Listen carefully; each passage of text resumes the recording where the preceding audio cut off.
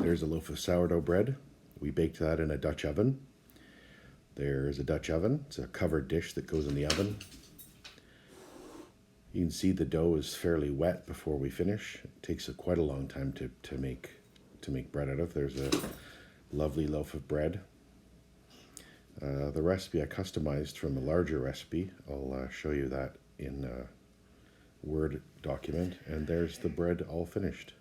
Delicious. All right, so we're going to start making this sourdough. We're going to tear a bowl off of on our scale.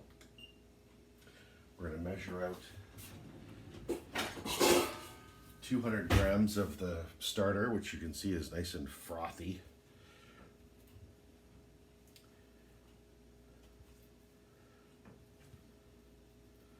Bubbly, stretchy.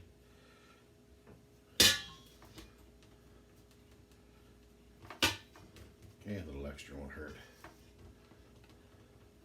200 grams. To that, we're going to add 300 grams of warm water.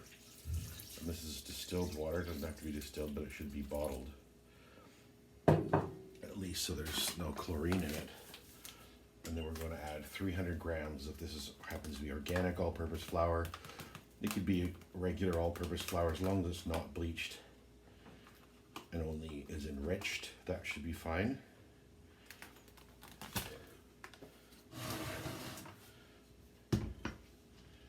Okay, we're just going to stir this together. This is the first stage in this bread making process. It takes hours and hours to make sourdough bread. So that's the first stage. This is a loaf that I did yesterday and baked off this morning. So the dough we made today, I won't be baking off until tomorrow morning. Okay, so that's gonna sit just covered in a warm sort of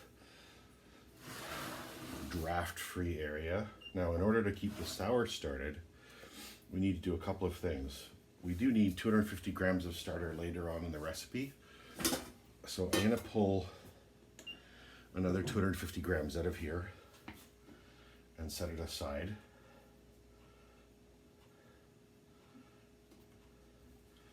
Because it is very active. It's a great starter. And then we need to start over again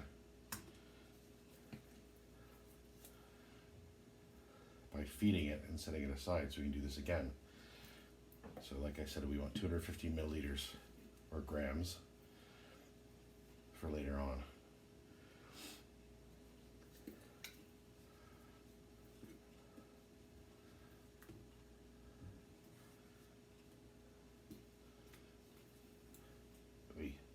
Sticky, gluey.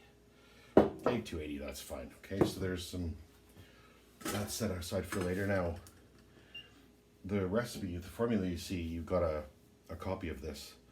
We're gonna put 50 grams, and it shouldn't be too far off what we got here.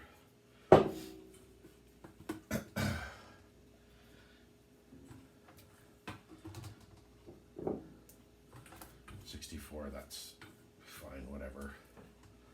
It's not that exact. So that much starter.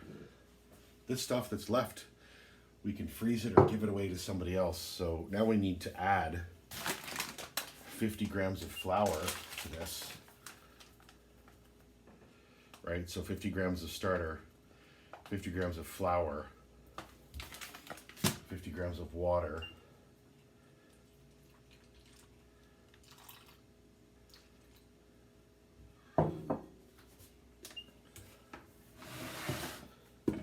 this is going to get all mixed together.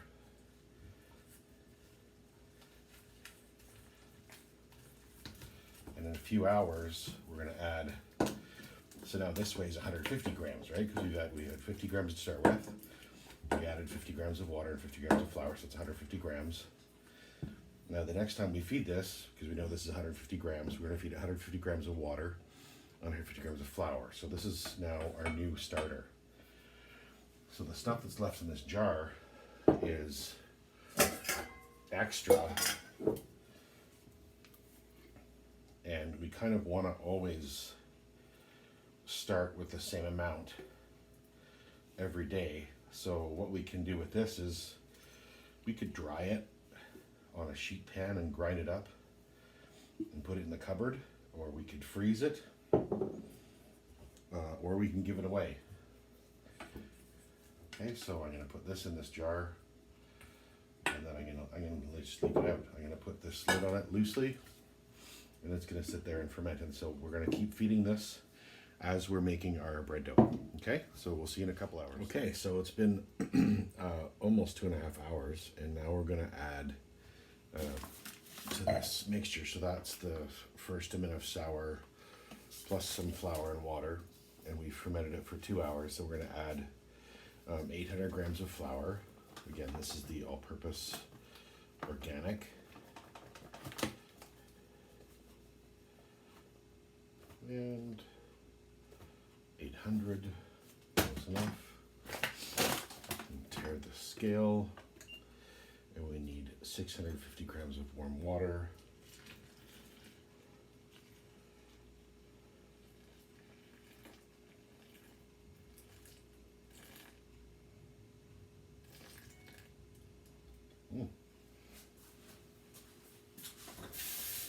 That was all from the bottle. I'll just top it up with a bit from the faucet. Okay, that's close enough. This needs to be mixed.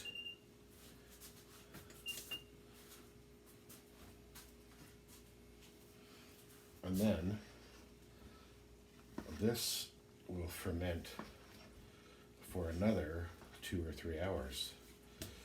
And then we will add that other blob of sourdough the starter that we measured earlier, the 250 grams, and we'll add salt.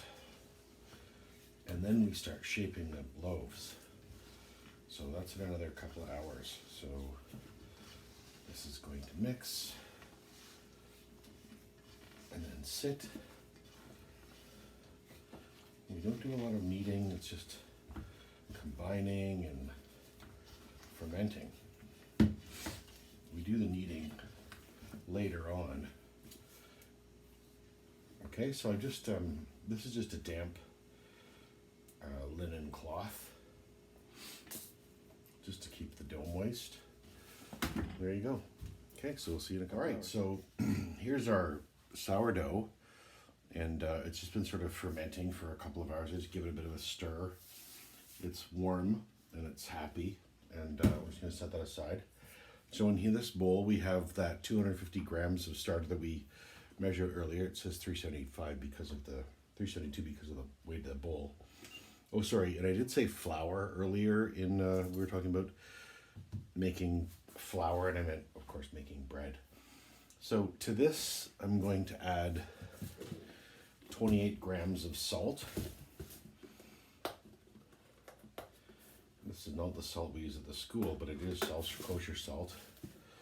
Chef Mac and I both like that red box, the crystal salt, better, but this is the salt that I can get at my home store.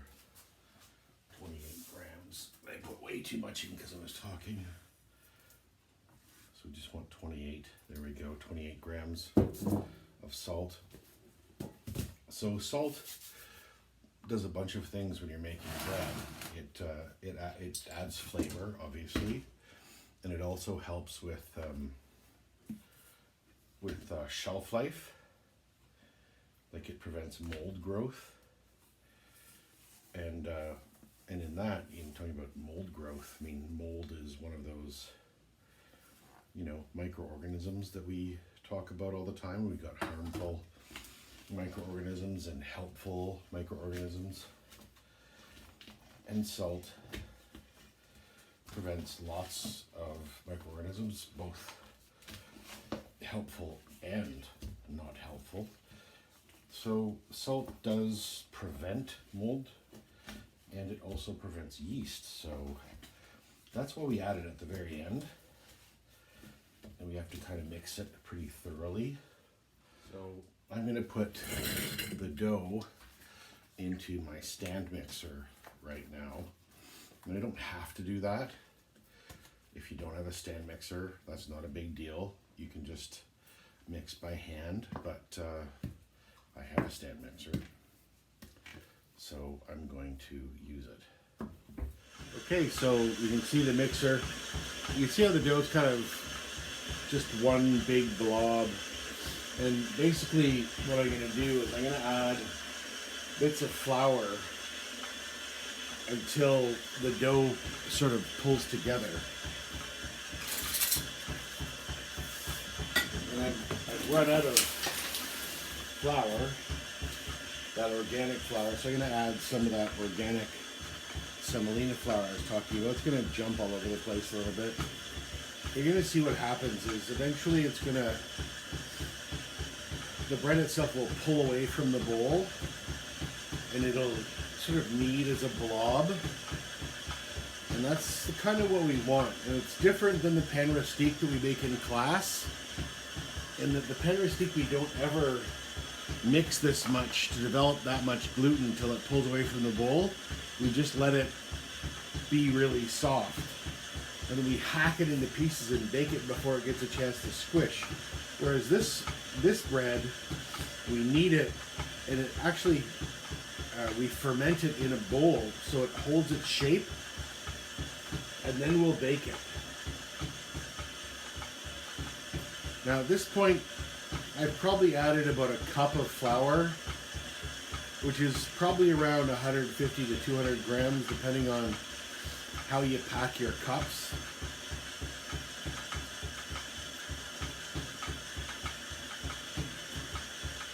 And we're gonna keep going until we have a dough. You can see now it's starting to pull away from the sides of the bowl. That's what we want. We want it to pull away from the sides of the bowl. Eventually, it'll basically clean the bowl altogether. But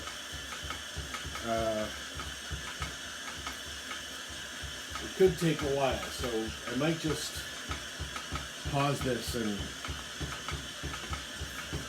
let's see what happens. The other thing I'll do is, at this point where it pulls away from the bowl and stops pulling away from the bowl, I'll dump it out and knead it by hand. Because I don't usually take it to the finish point in the mixer. The point of this is to mix that sour and the flour, the flour and the sour and the salt in, so it's completely blended. So we're going to take this out of the mixer and we're going to knead it by hand.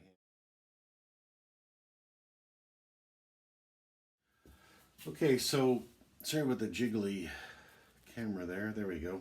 I'm going to dump this dough out onto the table, and I'm going to knead it for a little while just by hand. You can see how wet it is. Bread is usually pretty wet. Like, it's rarely a big dry dough. I know you guys might have noticed sometimes when we're shaping bread in the class and the dough's been made, it's been a little bit dry. It's way harder to shape than when it's wet. And we don't want wet. We want dry dough. Nobody likes a dry dough. I like a nice wet dough. Beautiful. So this is our kneading, right? We're pushing and turning. Push and turn. Push. Turn again. I'm using whole wheat semolina flour for this, which is a different kind of flour. It's very high protein. Usually we use it for pasta.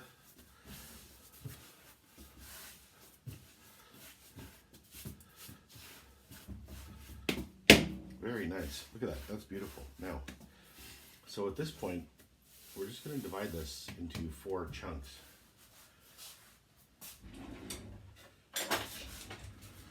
So, hack, hack, hack, hack.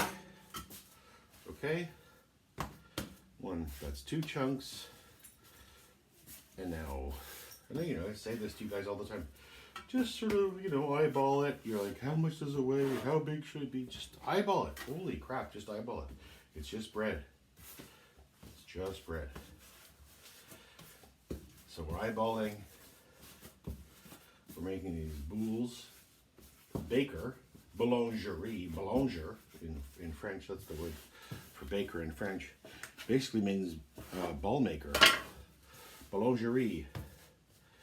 So baking, you know, it used to be always just making balls. Yeah, I'm sure everybody's giggling now. Anyway, so there's a nice, right? Like you're gonna strangle somebody.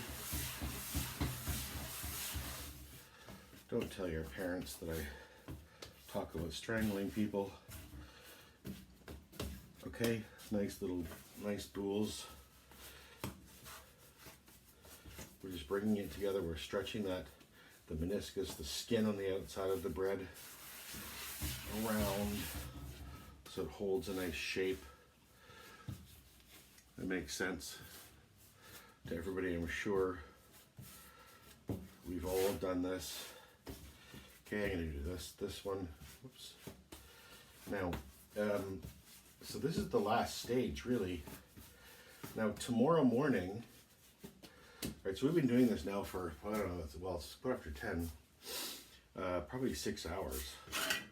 Obviously, I've done different things in between. I made some pizza crust and some pizza sauce and some different things. And so now, I need to get some bowls.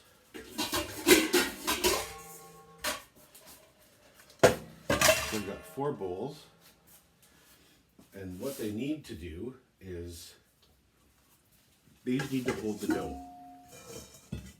And they need to ferment overnight.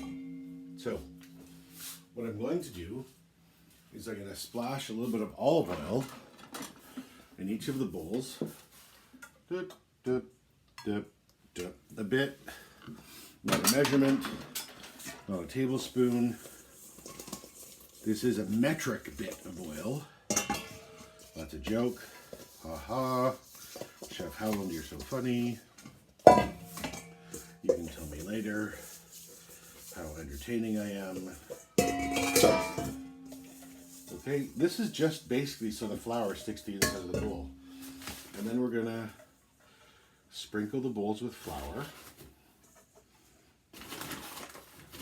Oh, sprinkle, sprinkle. Sprinkle, sprinkle, little star.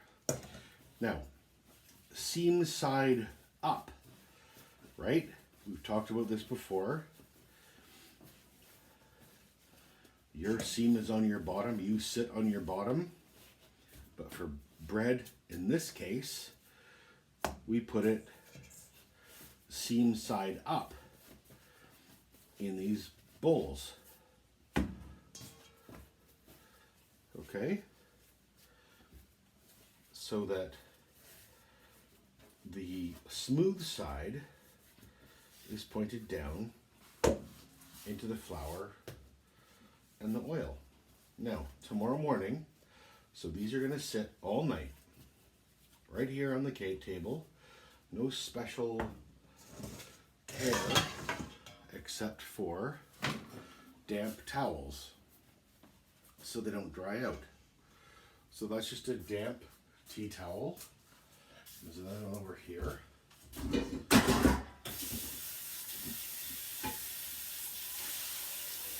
See the amount of dishes I have to do. Unbelievable. No one here to do dishes. Just me and the dog. The dog does not do dishes. Okay? So there we go. So those are going to sit like that until tomorrow morning. And then, oh, hello, we're going to bake them. There's the dog. Very energetic. All right, so I'll see you in the morning, and we're going to bake this off, and you'll see how beautiful the sourdough is. All right, so here we are in the morning. The kitchen was a little bit cool, so I ended up setting up an actual little space heater sitting here on my table, so it's very warm in the kitchen right now. So these have had wet cloths on them. They've about doubled in size, which is good. Some of them will keep rising because we can only bake one at a time, obviously. So I'm gonna set these over here. We'll start with one of these. Now, in the oven, I have a very hot Dutch oven, so I'm going to get that out. You don't need to watch me do that, I don't think. So, the oven's set at over 400 degrees. So that guy's pretty hot. It's got a lid on it. So what we want to do is turn this out and we'll give it a bit of a shape, not much, and then we're going to drop it into the pan, let it sizzle. I'm just going to give it a bit of a slash in there, and then put the lid on. Ooh, that's hot. So that's going to start baking just the way it is. Now we're going to put that in the oven, obviously very carefully, because this does hold heat pretty dramatically. I'll show you how I put the other one in the oven, the next one in the oven. All right, so we're going to wait probably, it'll probably take 40 or 50 minutes, and I'll see you. All right, so we're just going to pull this out, check it out. It looks gorgeous. We got to take the lid off for a little while because we want that to get some more color. All right, so we'll check back on that. All right, so this is all done. Let's take a look. It's hot. Beautiful loaf of bread. Oh yeah. This is going to be wiggly and horrible, sorry. Okay, so there's a loaf of bread all done. The Dutch oven is still nice and hot, so we'll grab another loaf and turn it out, give it a bit of a shape, slash it, drop it in there, try to find the lid. Where'd I put it? It's gonna be 9 million degrees. That cloth is wet. That was dumb. Okay, so that's all back in, and this is gonna go in the oven. And I guess that's the end of it. So beautiful sourdough, all done, beautiful crust. Oh, smells delicious. All right, so I hope you enjoyed the video. Please let me know what you thought.